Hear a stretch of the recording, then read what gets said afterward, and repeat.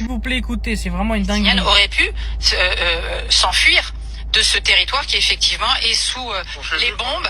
Et sous les bombes. Ben non, mais tu sais, quand il y a une guerre, la logique, c'est que les populations civiles puissent s'enfuir. Là, elles ne peuvent pas parce que les Égyptiens non plus ne veulent pas.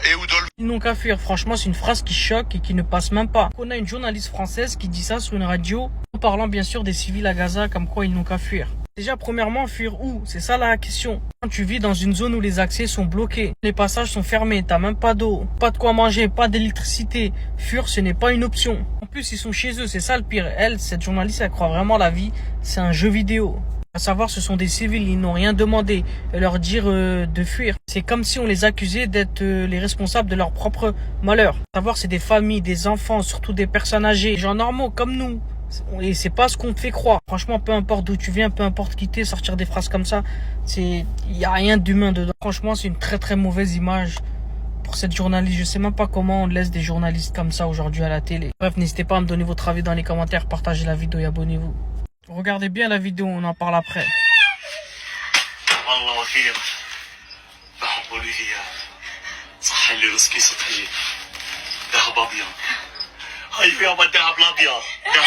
Dites-vous, ce monsieur a le sourire juste parce qu'il a réussi à avoir un sac de farine. Parce qu'on sait tous, à Gaza, ramener de la nourriture chez soi, c'est devenu un exploit. Tu lis sur son visage qui est fatigué, ses vêtements déchirés. Il est même sale, épuisé, mais il sourit. C'est ça le plus important. Il sourit parce qu'à Gaza, aujourd'hui, avoir de la farine, c'est un miracle. T'as ce père de famille qui se bat tous les jours. Je sais pas combien de jours il a dû attendre pour pouvoir récupérer ce sac. Ce n'est même pas pour vivre, mais plus pour survivre. Savoir, depuis des mois à Gaza, tout est détruit. Les écoles, les hôpitaux, les maisons, plus d'eau potable, plus d'électricité. On a même bloqué l'aide humanitaire. Croyez-moi, ce sourire-là, il cache vraiment beaucoup de larmes. Ce qui est normal pour nous aujourd'hui, c'est devenu un luxe là-bas. Franchement, ce père-là, c'est vraiment un héros pour sa famille. C'est pour ça, n'hésitez pas à partager la vidéo. Dites-moi ce que vous en pensez dans les commentaires et abonnez-vous.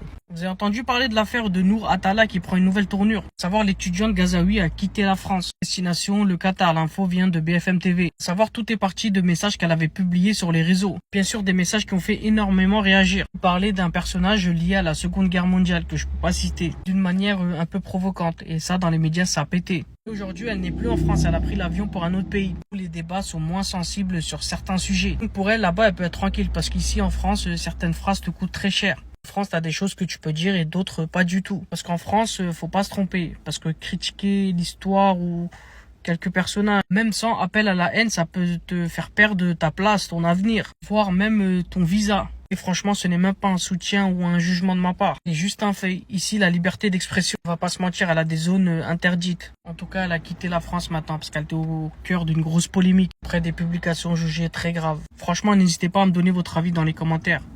Et surtout, partagez la vidéo et abonnez-vous. Achraf Hakimi, joueur du PSG, est vraiment dans une affaire grave. Le parquet français demande sa mise en accusation devant une cour criminelle pour V. Maintenant, c'est au juge d'instruction de décider s'il y a un procès ou pas. Donc on a les faits qui remontent en 2023. Une femme avait porté plainte contre Hakimi. Pour V, bien sûr, il a ensuite nié les faits. Et depuis, l'enquête a suivi son cours. Aujourd'hui, on a la justice qui décide qu'il y a assez d'éléments pour faire la demande d'un procès. S'il est jugé et reconnu coupable, Achraf Hakimi risque jusqu'à 15 ans de prison. Franchement, 15 ans de prison, franchement, ce chiffre, il interroge. Parce qu'en France, on a certains d'enfants qui prennent parfois 6 mois avec sursis. On parle bien sûr de 6 mois pour des actes sur des enfants. Et là, on nous dit que Achraf Hakimi, qui est sûrement innocent, peut prendre 15 ans de prison. Personnellement, j'ai l'impression qu'on attaque Achraf Hakimi juste parce qu'il est célèbre. Parce que se dire un joueur de foot qui est multimillionnaire, est-ce qu'il va aller faire ce genre de truc? Non. On sait tous que les joueurs de foot sont des cibles faciles. Mais à savoir, des accusations comme celle-là peut ruiner des carrières, des vies, même sans preuve et sans jugement. Dites-moi ce que vous en pensez dans les commentaires. Partagez la vidéo et abonnez-vous.